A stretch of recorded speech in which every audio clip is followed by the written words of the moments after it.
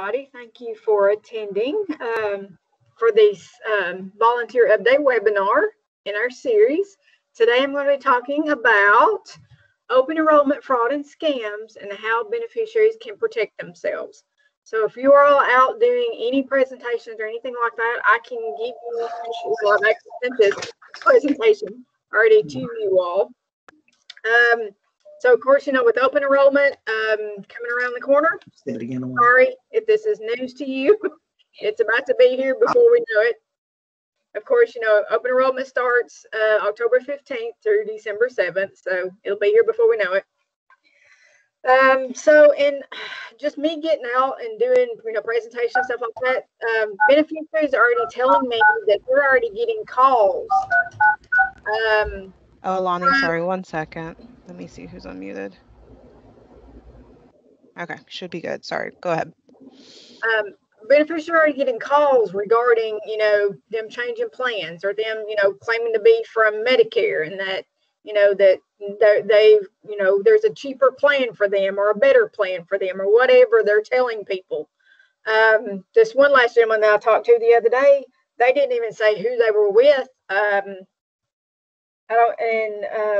That he just come to find out he just automatically got changed the first of this month, and now he had to cancel pretty much all of his appointments because none of his doctors take the new plan. Of course, he's getting back onto his old plan starting September 1st. So please, if you're talking any individuals out there, you know, if they're, you know, getting these phone calls, you know, get as much information as you can from that phone call if they answer it. Phone number, name, a full name of the person that is calling them, the company that they represent. If they don't tell them, you know, if the beneficiary asks this stuff and they do not tell them this stuff, and I'm talking full name, hang up. That should be red flags right there. If they won't tell them what company they work with, they don't tell them their full name, that should be red flags automatically. So just hang up. Don't give them any information. Don't confirm any information. Just hang up. Because I've had way too many people get switched plans this year without either their knowledge, their permission, or anything like that. And it's just getting worse. Of course, you know, Medicare, we actually do have, you know, marketing guidelines that all the prescription drug plans, all the Advantage plans, and all the agents / brokers, whatever they want to call them, have to follow. And again, none of this changed from last year. It's all the same. They haven't added anything or taken anything away, so it's all the same as last year. Here is the thing, the thing for it. I'm going to press this button, so it may freak out on y'all just a second. So see if it'll take it to. So here we go. Here is the Medicare marketing guidelines. So that thing will take you directly to it. So here it is. It's not draft. Here's all the guidelines and stuff like that. Even if you go on to CMS .org or not CMS.org, CMS.gov, and you know, type in Medicare, you know, marketing guidelines, or just in Google type in Medicare marketing guidelines, it'll pop them up where you can, you know, click to see all the marketing guidelines. But in the email that I sent you, I actually sent you two little flyers that I usually hand out. That I've been handing out at, you know, to, you know, senior centers and stuff like that. So if you're, you know, working at a senior center, please post these if you can. If the senior center lets you, or wherever you might be going to, see if you can post these. One is of course the Medicare marketing violations flyer that our S&P Resource Center put together. The other one is the agent do's and don'ts. So these are real things. If you're doing a presentation, you know, please let me know, and you know, I can get you copies of these if you want copies or anything like that. I can, you know, copy them, stick them in the mail. Give me some time, you know, because the mail's been crazy here lately. So, you know, at least if a week's notice minimum before your presentation, or if you have anything like that. Again, you've got a copy of this PowerPoint. You can dice it, slice it, dice it, wherever, make it, more user-friendly to you. Please just make sure we get this message out to the beneficiaries. So, of course, why do all these brokers, somebody have a question? Sorry. I'll take questions at the end, okay? So please hold off for your questions. Of course, why agents and brokers, why do they get out and, cold call people, trying to get them to sign up, sometimes lie to beneficiaries to get them to enroll? It's because they work on a commission and, or finder's fee, whatever, and referrals, finder fee. So they work on these commissions. So everybody that they get, to sign up for, whatever plan, they get so much per person. Then they get, if that person renews the next year, they get so much money. None of those have changed. They're all still the same. Of course, nationally, there's, nationally, it's, the initial year, the first one is $539. Renewal years are $270. And this is for the MA plans, the Medicare Advantage plans. So, of course, in the other states, it's a little bit, they get a little bit more, except for Puerto Rico and the U.S. Virgin Islands, they get a little bit less. But if they live in California and New Jersey, they're really cleaning house there. So that's what, here's what the brokers, agents get. If they sell a prescription drug plan, they only get $81. So now you know why agents really push the Advantage plans harder, is because they get more money for selling those than they do prescription drug plans. So, and of course, a referral / finder's fee is $100. So there's those. And for a PDP finder's fee, it's only $25. So that's the numbers, same as last year. None of these have changed since last year. So, of course, updates, it's really not any updates. These are what went into effect last year. Nothing's really new. Everything's pretty much the same as it was last year. They kind of updated some of the language and stuff like that. So here's some of the, stuff that they did, what they changed and things like that. Some stuff they've deleted, things like that. So read through those. I'm not going to read through them right now. Outreach activities, of course, they deleted future out of that. May not conduct a sales event immediately following an educational event in a general area. So they deleted that. So they replaced scripts with, quote, talking points. That's some of the other stuff that they've done. Other stuff that they have done, when conducting, providers discuss health care plan at the request of the residents of a long-term care facility or as a matter of course of treatment. Is it considered a provider initiated and does not fall under requirements of marketing? So that's if, the healthcare provider at the long-term care facility wants them to come in and talk, they can. So here's some more other, updates that they have done. More updates. Of course, they can be, they have websites and stuff like that. Of course, they have to have that disclaimer. It can only be placed on, only has to be placed on one web page, not on every single one of them, but it has to be on, on one of them. Some document changes, annual notice of change, evidence of coverage, and formulary may be provided electronically now if the enrollee has opted into receiving electronic versions. So they can actually email them the annual notice of change and evidence of coverage. They can actually email them now if the enrollees want to be emailed instead of sending a paper copy.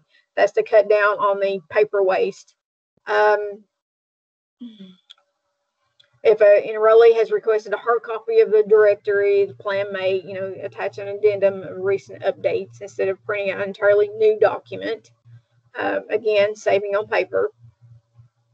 Most of the time, if the enrollee actually wants, the hard copy of the directory, they have to call the plan to request it, because normally they don't send them out now. So here's some other changes. Plans must not indicate effective or term dates in the provider directory if a provider is listed prior to the effective date. So that's why it's very important. Do not follow those directories. It's very important for the beneficiaries to actually call their providers to make sure, because those directories change so much. It's important for them to call the providers that they're wanting to go to first to make sure that they take that Advantage plan before they switch. Don't rely on those directories. Here's some reminders.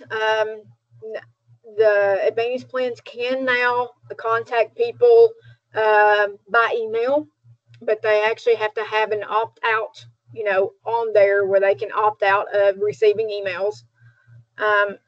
So if beneficiaries do not want to receive emails from their, current plans, they can call them and say, I want to opt out of receiving emails. Don't send me any emails, anything like that. So they can do that. So they can actually send stuff by email now.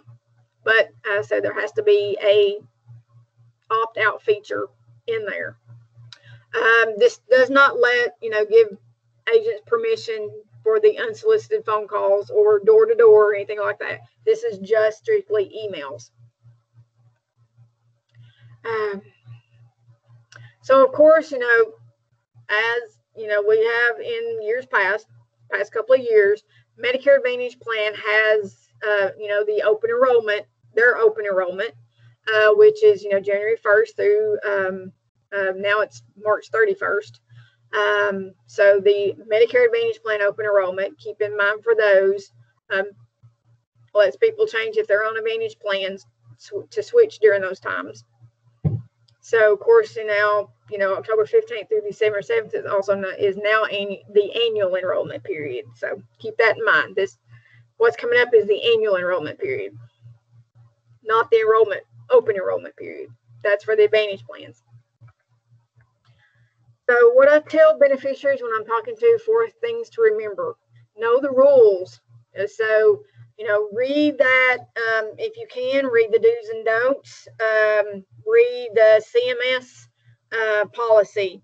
Of course, and I do this, the presentation, when you're first coming on as a volunteer, I always do that section of the, agents' do's and don'ts. So please read that so that you all will know, what can and cannot happen. Know how to avoid potential enrollment fraud, how to protect yourself from enrollment fraud, and know where to report it. So how can they avoid open enrollment or annual enrollment fraud? Watch out for, if they're pressuring you with time limits. Of course, there is a time limit for the annual enrollment. You have till December 7th. But if they're still pressuring you, like you got to sign up now, that should be a red flag.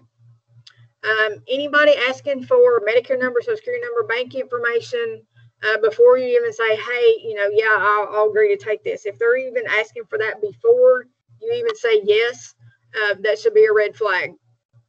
If they threaten you with loss of Medicare benefits, that should be definitely an automatic red flag.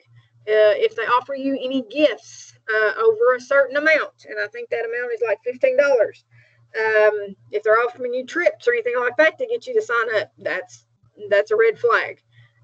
If they say they represent Medicare, if they say their Medicare sent them, or their Medicare asked them to call them or to come see the beneficiary, that should be all red flags. One, they don't work for Medicare. Medicare does not employ insurance agents, brokers. they're actually, most of the agents and brokers are contracted through the Advantage plans to sell their products. So it's kind of like they're separate from the Advantage plans also. It's because they're contracted. So another one to look out for, if they call uninvited, if they come to the house uninvited, that should be all red flags. So if you do encounter, one of these people, definitely don't give them your Medicare number, Social Security number, any bank information, none of that. Watch out for the unsolicited calls, especially if they're asking, for any personal information. Rely on the government websites and the emails from, unbiased information. Of course, with SHIP, I definitely tell all the beneficiaries, if you need unbiased Medicare counseling, call SHIP. This is what we do. We don't work for a commission. We don't work for a certain insurance agent, anything like that. If you're needing translation services, if you've got somebody that's Spanish speaking or whatever language that may, use your translation services. Most of all of our AAADs and all the others have translation services either by phone or or someone in the office. But definitely use those if necessary. Confirm everything that an agent or broker tells them before making a final decision. If you can, get it in writing. And that's the thing. I do not even trust agents saying, well, yes, we do take your doctor. That's why it's very important for beneficiaries to call their providers first before they make a final decision. And this is why it's very important for them to give the agent or broker any of their information first. They need to make a decision first, and then if they decide to choose, then they can give their information to that agent or broker. Be aware of your right, you to choose how you receive your Medicare coverage. So keep in mind, there's, tell beneficiaries there's different avenues, that you can go to. You don't have to have an Advantage plan. Make sure we give them all their options. Do your homework before signing up for a plan. As I said, make sure that they checked all their drugs, that the plan takes all their drugs. Make sure that all their providers, and I'm talking all their providers, and that's doctors, specialists, hospitals, nursing facilities, anything that they might go to, that they need to check to make sure that that plan takes that those providers take that plan. Also think about, what matters most. Does it, one, fit your budget? Does it cover all your medicines? Are you going to be paying more out of pocket? Sometimes you have to do, and this is why this is a counseling. So we have to make sure we give them all their options. So if you go with a, original Medicare and a prescription drug plan, this is how much it's going to be. If you go with original Medicare prescription drug plan and a supplement, this is pretty much how much it's going to be. If you go with an Advantage plan, this is how much it's going to be. So keep in mind, we're making sure we give them all their options so that they can make an informed decision. Another thing that I've said, make sure that they call all their physicians, hospitals. I forgot even DME suppliers, anything and everything. Check their star ratings. You can even go on the Advantage plan to check their star ratings, see if there's any complaints about them before you ever sign up. And rules. So if you've set up a scope of appointment, that's a thing that providers have to set up. They have to set up something called a scope of appointment, which means they've given you've given the broker permission to come out to your house, and the scope of appointment is saying what's going to be discussed during that appointment. So agents have to do those before every meeting. So if that's not done, it needs to be. The agent may have you sign the scope of appointment when they get to your, wherever you're meeting them at. So rules for meeting with an agent. During the meeting, make sure that they give you material, what everything's going to cost. Or if they tell you how to get more plan information, like they'll say, well, you have to call a plan to get a directory or whatever. Make sure that they, that the agent tells them that. Make sure the agent tells you your plan options that you agree to discuss. For example, if you're only wanting to discuss an Advantage plan, yet when they come out there and they start, or you want to discuss a supplement, if they come out and start talking about Advantage plan, they can't do that. They actually have to make another appointment to do that. They can't talk about that during that appointment. Unless you have agreed to talk and say, I need all my options. If you tell them I need pretty much all my options, then you pretty much agreed for them to talk about prescription drug plans, supplements, and Advantage plans, all in that appointment. Now, if you make an appointment just to discuss supplements, and that's all you want is a supplement, and you tell them that's all I want is a supplement, and they start talking about Advantage plans or anything like that, that's a no-no. Let me know so I can report that agent, because they have to do a different appointment, different scope of appointment, and things like that. They cannot do that unless you have given them permission during that meeting. Say, okay, well, you gave me your options about supplement. What about Advantage plans? Then they can you have actually initiated that, not the agent.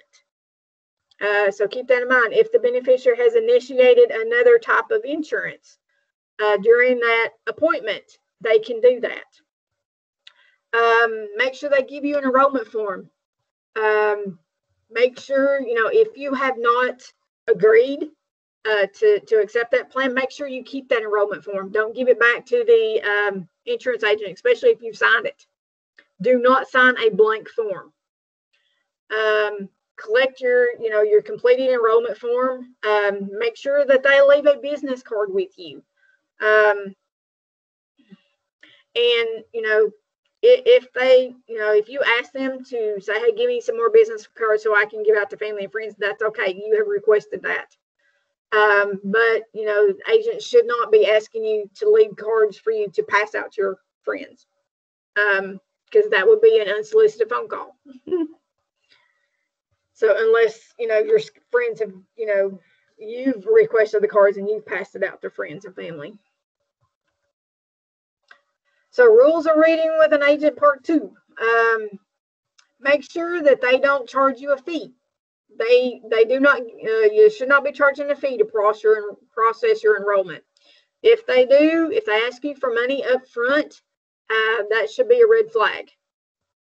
If they're trying to steer you to a certain plan, and for example, you want Blue Cross Blue Shield, but then they're still talking about Humana over here, and you've done your research on Blue Cross Blue Shield and stuff like that, and that's a plan that's right for you. You checked everything, all your providers take it, that's the plan you want.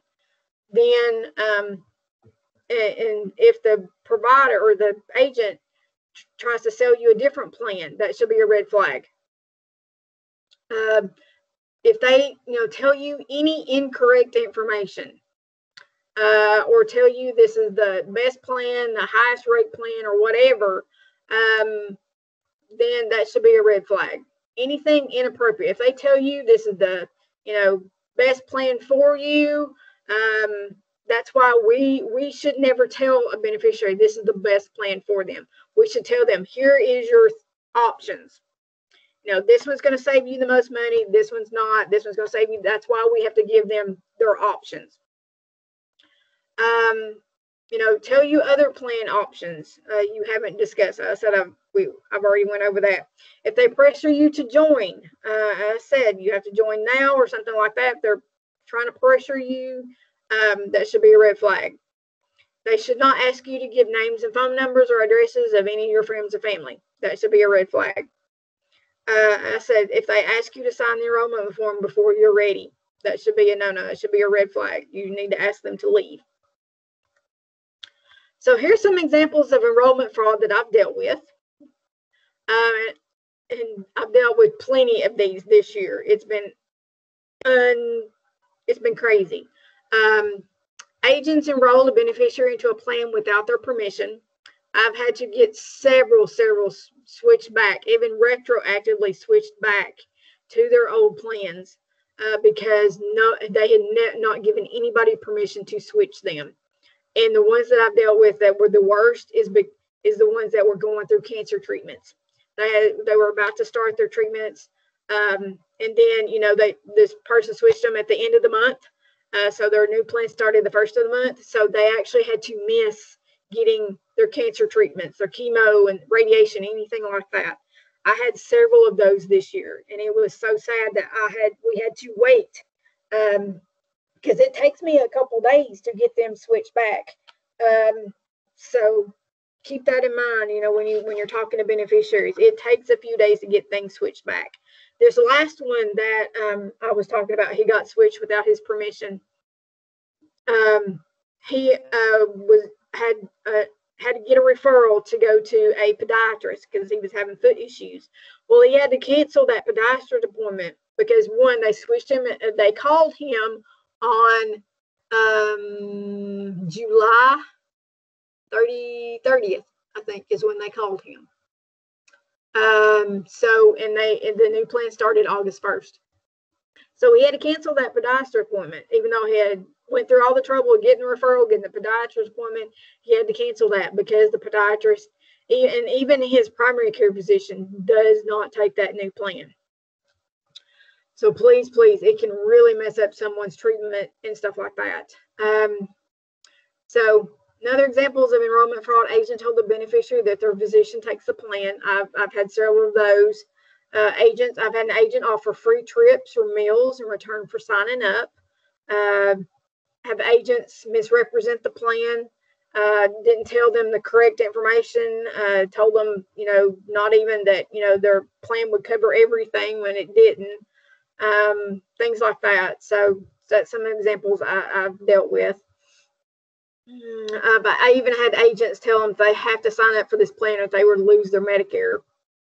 So we've had, all sorts of things like this, or, around it. It's been crazy. So, of course, if you all hear of anything like this, please let me know. And believe it or not, this is not just a state problem. This is a nationwide problem. We've had several other states. It seems more prevalent for some reason here in Tennessee.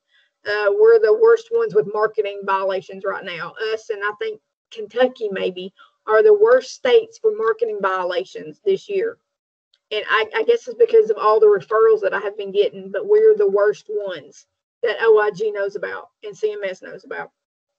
So they're investigating that as to why Kentucky and Tennessee are being targeted. We don't know, but we are being targeted.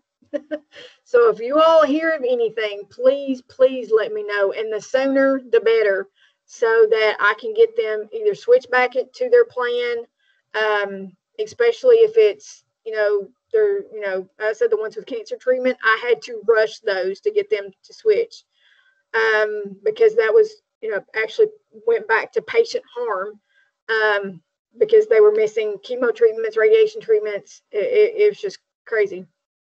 So if you all hear anything, please call me, email me. Most of it, you all have my contact information. The sooner the better. You can get me as much information as you can. Be as specific as you can. That's what I'm saying. If the agent's name, full name, because you have no idea how many more John Smiths is out there. I need the actual name of the beneficiary, not the nickname, the name that the Tennessee Department of Commerce and Insurance has on file, of their, because all agents that are selling products in the state of Tennessee has to have a Tennessee license. So that's one of the first things I look up, just make sure that they have a license to sell in Tennessee. So that's why I need their correct name, their name that's actually on that license, not their nickname, not their middle name, not their, I need the name that's on their license. If you've got their business card, that helps. Any marketing material that they gave you, beneficiaries, if you've kept, if they've kept a record of when they called, any specific information, date, time, what they said exactly when they called. They said they were Medicare, and Medicare, said that, the agent said that, Medicare asked them to call. Any specific information is better so that I can put that on the referral. Here's, of course, you all should know my toll-free number by now. It's 1-866-836-7677. Again, I said toll-free, got my office number. You can email me anytime. So here's how to report it. So here's some things to look out for. I said, bogus Medicare representatives. Medicare does not employ agents. Threaten to loss coverage, fake rebate notices, counterfeit sales materials, and the fake emails. So watch out for the fake emails. They may look like they're coming from Advantage Plan, but they're really not. They're some kind of fake account. So watch out for those, please. I don't want y'all to get some kind of nasty virus on your computer. So here's a case example, and I've given you all this before. Rick was considering using a Medicare open enrollment period to switch from original Medicare to a Medicare Advantage plan. In October, a representative from Advantage Plan visited Rick's home unannounced. The plan representative explained the benefits of his company's Medicare Advantage plan, including coverage for dental cleanings. Rick was interested in this plan and completed a form he believed would simply follow him to receive more information. 3 months later, in January, Rick received an insurance card from this plan in the mail along with a welcome packet. Rick is confused because he does not remember enrolling in this plan. He worries that he may have been a victim of fraudulent marketing practices. So what was the first clue? Unannounced. That's right, unannounced. Someone showed up unannounced. That should have been your first red flag. And let me tell you, if there's a first red flag, you do not need to continue on to make more red flags. If there's a red flag up, go ahead and say, sorry, you cannot come in. We're not discussing anything. Just shut the door. Get as much information, of course, from the agent that you can. Give me a card. Then go away. But yes, the first red flag is unannounced. What should Rick have done? Oh, come on, people. Come on. What should Rick have done in the very first? Either turned him away or asked for a card and say, I'll get in touch with you if I want more information. Well, I was thinking Rick should have called SHIP.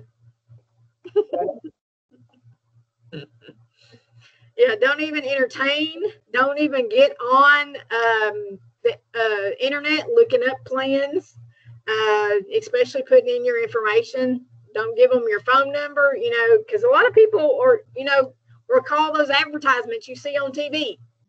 I tell beneficiaries, please, those with, I can't remember, Joe Namath. Is it Joe Namath? Joe Namath.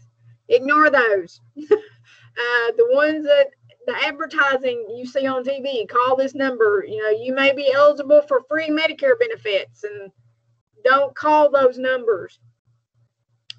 If you see anything in newspapers, magazines, they advertise heavily.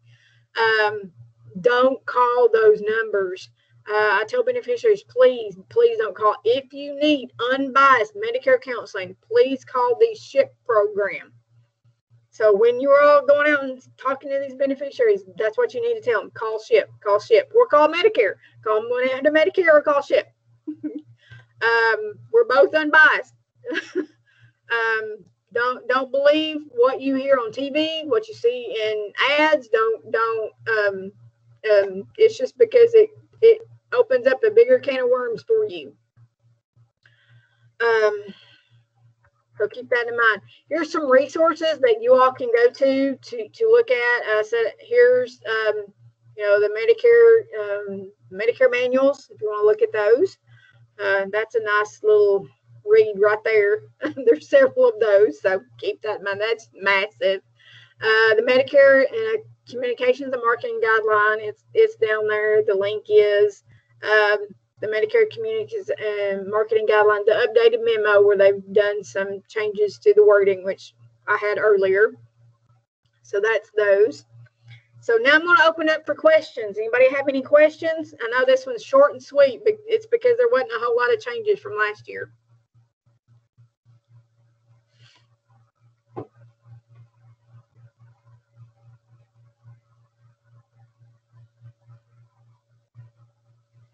All right, let's give it just a moment, and then I can turn off the recording if anyone has any questions they don't want on the recording.